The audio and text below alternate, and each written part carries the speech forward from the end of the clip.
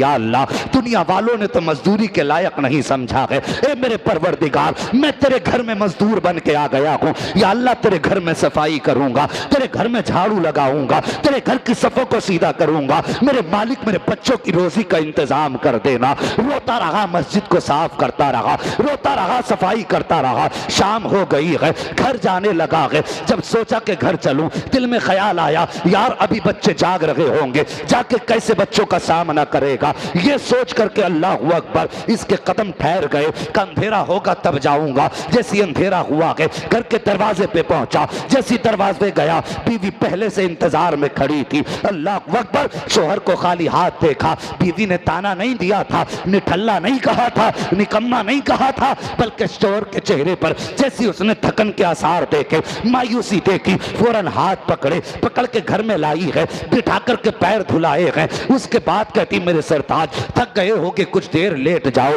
جیسی شوہر لیٹا ہے اس نے سر میں تیل ڈالا ہے، کوئی سوال شوہر سے نہیں کیا ہے۔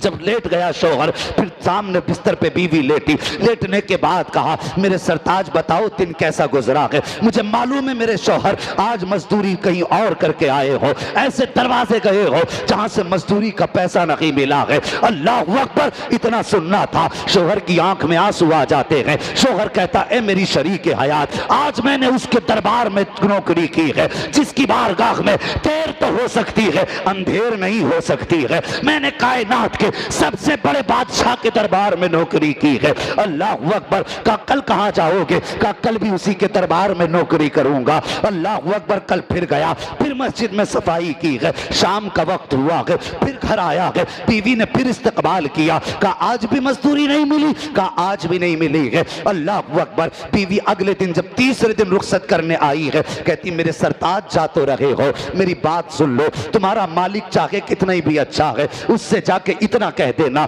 کہ مہینے بھر کی مزدوری بعد میں دے دینا، 2 دن کی مزدوری بعد میں دے دینا، لیکن کم سے کم اتنا تو دے دے جس سے میرے بچوں کا پیٹ بھر جائے، مزدوری کا تھوڑا سا حصہ اس سے مانگ کے لے آنا۔ اب میرے سرتاج بچوں کا صبر ٹوٹ رہا ہے، اب ان کی بھوک نہیں دیکھی جاتی ہے۔ شوہر نے آنکھ میں آنسو لیے ہیں، اللہ کے گھر میں آیا ہے، آنسو بہانے شروع کر دیے ہیں، اے میرے پروردگار میں نے پہلے دن مزدوری کی تجھ سے کچھ نہ مانگا، دوسرے دن مزدوری کی یا اللہ کچھ نہ مانگا، آج جب تیسرے دن چلا ہوں میری شریک حیات نے کہا تھا کہ آج اپنے مالک سے کم اتنا تو لے کے آ جانا جس سے بچوں کا ایک وقت کا پیٹ بھر جائے۔ اے میرے پروردگار، اگر آج بھی خالی ہاتھ جاؤں گا تو اپنے بچوں کا سامنا کیسے کروں گا، اپنی بیوی کو کیا جواب دوں گا؟ یہ کہتا جا رہا ہے، روتا جا رہا ہے، او یار تیرے کریم سے بندے کو کیا نہیں ملتا، کم سے کم مانگنے کا سلیقہ تو آ جانا چاہیے۔ سوچو پیارے، جب بندہ رویا ہے، اللہ اکبر، کتابوں میں لکھا ہے جب شام کا وقت آیا، بے خودی تھی، بچوں کی بھوک سامنے تھی، شوہر سوچ رہا تھا گھر جاؤں گا بیوی کو کیا جواب دوں گا، خالی ہاتھ جاتے ہوئے غیرت آ رہی تھی، اس کو بے خودی کا عالم تھا، اس نے مٹی اٹھائی ہے، وہ تھیلا جس کو آٹے کے لیے لایا تھا، وہ تھیلا جس کو راشن کے لیے لایا تھا، اب اسے مٹی سے بھرنا شروع کر دیتا ہے، دیوانوں کی طرح بھرتا جا رہا ہے، بھرتا جا رہا ہے، تھیلا بھر کے چلنے لگا۔ جب شام کا وقت تھا، ہمت جواب دے گئی، گھر جانے کی طاقت نہ تھی، چھپ کے دور سے دیکھنے لگا کہ جب سب سو جائیں گے تب گھر میں داخل ہوں گا۔ کیا دیکھتا ہے؟ جیسی دور سے دیکھا گھر کے آنگن سے دھواں اٹھتا نظر آ رہا ہے، جیسی دھوئے کو اٹھتا دیکھا اس نے سوچا شاید یہ میرا گھر نہیں ہے، میرے گھر میں دھوئے کا کیا کام ہے، میرے گھر میں پکانے کے لیے ایک روٹی کا آٹا نہیں ہے، پھر دھواں کیوں ہو رہا ہے؟ کہ شاید میں کہیں اور آ گیا ہوں۔ پھر اس نے آنکھوں کو ملا ہے،